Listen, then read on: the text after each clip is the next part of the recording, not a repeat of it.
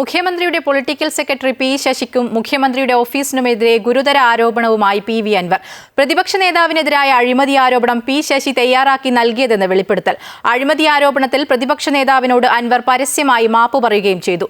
അതേസമയം മുഖ്യമന്ത്രിക്കെതിരെ താൻ ഉന്നയിച്ച ആരോപണങ്ങൾക്ക് CPM-ലെ ഉന്നത ശ്രേണിയിലുള്ള നേതാക്കളുടെ പിന്തുണയുണ്ടായിരുന്നുവെന്നും അൻവർ വെളിപ്പെടുത്തി. പി അൻവറിന്റെ UDF പ്രവേശനത്തിന് തടസ്സമായി നിലനിന്നിരുന്നത് പ്രതിപക്ഷ നേതാവിനെതിരെ നിയമസഭയിൽ ഉന്നയിച്ച 150 കോടിയുടെ അഴിമതി ആരോപണമായിരുന്നു.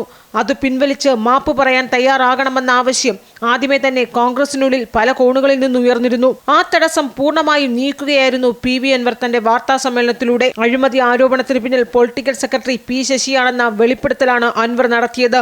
പ്രതിപക്ഷ നേതാവ് ഉൾപ്പെട്ട 150 കോടി രൂപയുടെ അഴിമതി നടന്നിട്ടുണ്ടെന്നും ഇക്കാര്യം സഭയിൽ ഉന്നയിക്കാൻ പി ശശി തന്നെ സ്പീക്കറുടെ അനുവാദം വാങ്ങുകയും ഡ്രാഫ്റ്റ് തയ്യാറാക്കി നൽകുകയും ചെയ്തുവെന്ന് അൻവർ വെളിപ്പെടുത്തി. എന്നെ പാർട്ടി ഏൽപ്പിച്ച ഭാരം ഞാൻ ഡെലിവർ ചെയ്തു. അവരെഴുതി തന്ന കാര്യങ്ങൾ ഞാൻ സവിസ്തരം ഞാനൊരു വാക്ക് ചോദിച്ചു, ശശിയേട്ടാ ഇതിൽ കാര്യം ശരി തന്നെയല്ലേ? പൂർണ്ണമായിട്ടും ശരിയാണ് MLA, നിങ്ങൾ ധൈര്യമായി പറഞ്ഞോളെന്ന് പറഞ്ഞു. തനിക്ക് ഏറെ മനപ്രയാസമുണ്ടാക്കിയ വിഷയത്തിൽ പ്രതിപക്ഷ നേതാവിനോടും അദ്ദേഹത്തിന്റെ കുടുംബത്തോടും മാപ്പ് ചോദിക്കുന്നുവെന്നും അൻവർ.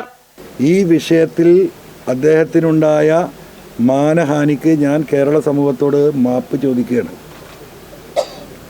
ആത്മാർത്ഥമായി മാപ്പ് ചോദിക്കുകയാണ്. പിന്നാലെ മറ്റൊരു വെളിപ്പെടുത്തൽ കൂടി അൻവർ നടത്തി. മുഖ്യമന്ത്രിക്കും അദ്ദേഹത്തിന്റെ ഓഫീസിനുമെതിരെ നടത്തിയിട്ടുള്ള ആരോപണങ്ങൾക്കും വെളിപ്പെടുത്തലുകൾക്കും CPM-ന്റെ ഉന്നത ശ്രേണിയിലുള്ള നേതാക്കളുടെ പിന്തുണ തനിക്കുണ്ടായിരുന്നു. മുഖ്യമന്ത്രി തന്നെ തള്ളിപ്പറഞ്ഞതോടെ ആ നേതാക്കൾ പിന്മാറിയെന്നും അൻവർ വെളിപ്പെടുത്തി. ഈ അന്വേഷണങ്ങൾ നടത്തി എനിക്ക് കിട്ടിയ തെളിവുകളുടെ അടിസ്ഥാനത്തിലാണ് ലീഡർഷിപ്പുമായി ഞാൻ സംസാരിക്കുന്നത്. ആ ഘട്ടത്തിലാണ് അവർ പറയുന്നത് നിങ്ങൾ ഈ വിഷയം ഉന്നയിക്കണമെന്ന്.